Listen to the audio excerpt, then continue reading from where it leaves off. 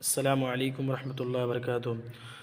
آج ہم سورہ بقرہ کا خلاصہ دیکھیں گے۔ اس سورہ بقرہ سے سورہ نمبر 2 ہے، اترنے کے حساب سے 87 ہیں، اور سورہ بقرہ میں 286 آیتیں ہیں اور 40 رکوع ہیں۔ سورہ بقرہ میں یہ سورہ نمبر 2 یہ مدنی سورہ ہے۔ مدنی اسے بولتے ہیں جو ہجرت کے بعد مدینہ اس کے آس پاس جتنی بھی سورت اتری ہے اسے مدنی سورہ کہتے ہیں۔ اور اسی طریقے سے سورہ بقرہ میں کیا چیزیں بیان کی گئی ہیں؟ سورہ بقرہ کے شروع میں ایمان والوں کی نشانیاں ہیں، اسی طریقے سے کافروں اور منافقوں کا ذکر ہے، اسی طریقے سے آدم علیہ السلام کی پیدائش اور فرشتوں اور ابلیس کا واقعہ ہے، اسی طریقے سے یہودیوں پر اللہ کے انعامات کا ذکر ہے، جیسے من و سلوہ کھانے کو ملتا تھا، اس کے بعد بھی اللہ کی ناشکری کی۔ اسی طریقے سے گائے والوں کا واقعہ بھی ہے۔ اس کے بعد یہودیوں کے بارے میں ہے کہ ان کے دل جو ہے پتھر سے زیادہ سخت ہیں۔ اسی طریقے سے بنی اسرائیل سے کچھ عہد و پیمان کا ذکر ہے، ایک اللہ کی عبادت کرنی ہے، ماں باپ کے ساتھ اچھا سلوک کرنا ہے، نماز اور زکوٰۃ کی پابندی ہے۔ اسی طریقے سے یہودیوں ہی کے بارے میں ہے کہ زندگی کے بہت لالچی ہیں۔ اسی طریقے سے جبریل علیہ السلام کو یہودی لوگ اپنا دشمن سمجھتے تھے۔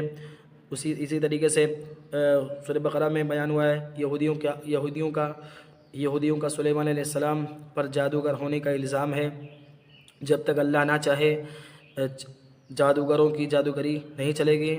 اسی طریقے سے مسجدوں سے روکنے والے سب سے بڑے ظالم ہیں، اور اسی طریقے سے قرآن کی تلاوت اس کے حق کے ساتھ کی جائے۔ ابراہیم علیہ السلام اس کے بعد جو ابراہیم علیہ السلام کی کئی دعائیں ہیں، جیسے امن و شانتی کی دعا، عمل کے قبول ہونے کی دعا، رسول کو بھیجنے کی دعا ہے۔ اسی طریقے سے موت کے وقت یعقوب علیہ السلام کی اپنے بچوں کو ایک اللہ کی عبادت کی وصیت ہے۔ اسی طریقے سے دوسرے پارے کے شروع میں تحویل قبلہ کا واقعہ ہے۔ اسی طریقے سے اللہ صبر کرنے والوں کے ساتھ ہے، اور اسی طریقے سے کچھ حلال و حرام کا ذکر ہے، جیسے مردار خون، سور کا گوشت اور غیر اللہ کے نام پر دیا گیا حرام ہے، اور اسی طریقے سے روزے کے مسائل بیان کیے گئے ہیں، اسی طریقے حج کے مسائل بیان کیے گئے ہیں، اسی طریقے طلاق اور خلا کی بات کہی گئی ہے، اور اسی طریقے عورتوں کا عدت کا ذکر ہے، اسی طریقے حج کے مسائل بیان کیے۔ اسی طریقے سے دوسرے پارے کے شروع میں دوسرے پارے کے آخر میں جو ہے طالوت اور جالوت کا واقعہ ہے۔ اسی طریقے سے تیسرے پارے کے شروع میں آیت الکرسی ہے، اور اسی طریقے سے ابراہیم علیہ السلام کا مناظرہ ہے۔ اسی طریقے سے اللہ نے عزیر علیہ السلام کو موت دے کر 100 سال کے بعد زندہ کر دیا۔ اسی طریقے سے مال خرچ کرنے کی ترغیب دی گئی ہے، اور سورہ بقرہ کے آخر میں سود یعنی بیاج کے بارے میں ہے۔ جو بھی سودی کاروبار کرتا ہے وہ اللہ اور اس کے رسول صلی اللہ علیہ وسلم سے جنگ کے لیے تیار رہیں۔